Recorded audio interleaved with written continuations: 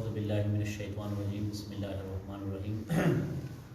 الا ان اولیاء اللہ لا خوف علیہم ولا هم یحزنون صدق اللہ العظیم و صدق رسولہ النبی الکریم۔ قرآن مجید فرقان حمید میں اللہ رب العزت کا ارشاد پاک ہے، آپ نے فرمایا الا خبردار ان اولیاء اللہ لا خوف علیہم ولا هم یحزنون، کہ جو اللہ کے دوست ہیں ان کو کوئی غم کوئی پریشانی نہیں ہوگی، کسی قسم کی کوئی پریشانی کوئی غم نہیں ہوگی۔ اور جو اللہ تعالیٰ کے دوستوں کے ساتھ مل جاتا ہے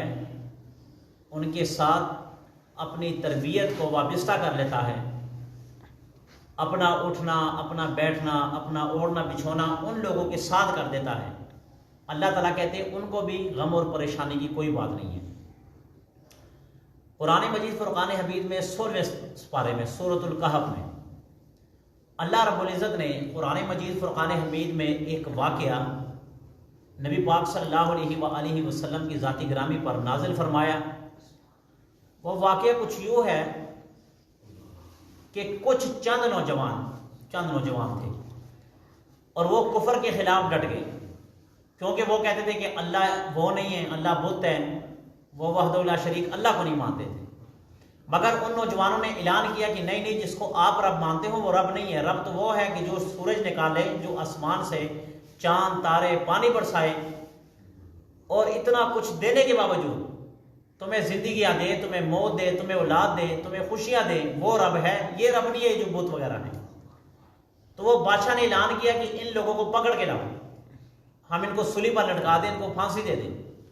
اب یہ چند نوجوان تھے، یہ چل پڑے راستے میں ان کو ایک چرواہا ملا، چرواہے کے ساتھ ایک کتا تھا۔ اب وہ چرواہے نے اس کتے کو بھگانے کی کوشش کی مگر کتا نہیں جا رہا تھا، کتا بھی ساتھ حتیٰ کہ یہاں تک آیا کہ کتے کو اتنا مارا کہ خود تھک گئے، مگر کتا کہتا ہے کہ نہیں میں نے بھی ساتھ جانا ہے۔ اب وہ کتا بھی ساتھ ہو گیا، مگر یہ لوگ تھکے تھے، ان کو کوئی جگہ نہیں ملی، سخت گرمی کا موسم ہے، یہ ایک غار کے اندر چلے گئے۔ جب غار کے اندر چلے گئے ان سب پر نیند طاری ہوگی۔ وہ اس لیے ہوئی کہ اللہ رب العزت نے ان کو سلانا تھا اور دنیا کو بتانا تھا۔ یہ سو گئے، 300 سال تک یہ لوگ سوئے رہے، اور یہ جو کتا تھا نا یہ غار کے منہ پر بیٹھ گیا تاکہ اندر اگر کوئی جائے گا تو کتا بھونکے گا، اور کتے کی بیٹھنے کی علامت یہ ہے کہ لوگ سمجھیں گے کہ غار کے اندر کوئی ہے نہیں ہے۔ ظاہر بات ہے کتا اس لیے بیٹھا ہے کہ کوئی ہے نہیں ہے، اگر یہ کتا نہ بیٹھا ہوتا تو سمجھ لگتی کہ اندر کوئی ہے۔ تو یہ 300 سال تک یہ لوگ بھی سوئے رہے اور کتا بھی سویا رہا، 300 سال تک اللہ تعالیٰ نے ان کو سلائے رکھا۔ حدیث پاک میں آتا ہے کہ یہ جو کتا ہے نا یہ بھی جنت میں جائے گا، کتا جنت میں جائے گا۔ اب آپ دیکھیں ایک طرف کس کو رکھیں، اللہ کے نبی نے فرمایا یہ کتا جنت میں جائے گا، اصحاب کہف بھی جنت میں جائیں گے، ان کے ساتھ یہ کتا بھی جنت میں جائے گا۔ اب آؤ دوسری حدیث کی طرف، اللہ کے نبی نے فرمایا صلی اللہ علیہ وآلہ وسلم نے کہ کتا جس چیز میں جس برتن میں منہ مار جائے اس کو 7 مرتبہ یا 3 مرتبہ دھو لو، جب تک آپ اس کو دھو گے نہیں تب تک وہ برتن پاک نہیں ہوتا۔ اب دیکھیں وہاں پر یہ ہے کہ جنت میں کتا جائے گا، اور یہاں پر یہ ہے کہ جس برتن میں وہ منہ مار جائے وہ برتن کو 3 مرتبہ یا 7 مرتبہ اس کو دھونا ضروری ہے، بلکہ واجب ہے، بسم اللہ پڑھ کر اس کو دھونا، تب تک وہ برتن پاک نہیں ہوتا۔ اب دیکھو ناپاک چیز ہے مگر پاک لوگوں کے ساتھ مل گیا، ہے ناپاک چیز ہے گندی چیز، مگر جب پاک لوگوں کے ساتھ مل گیا اللہ رب العزت نے اس کی نسبت کو، جب ان لوگوں کی نسبت کے ساتھ اس کی مل گئی تو اللہ نے ان کی وجہ سے اس کو بھی کیا کر دیا، پاک کر دیا۔ جنت میں جانا اگر ایک بے زبان، بلکہ بے زبان کو چھوڑے ایک گندی چیز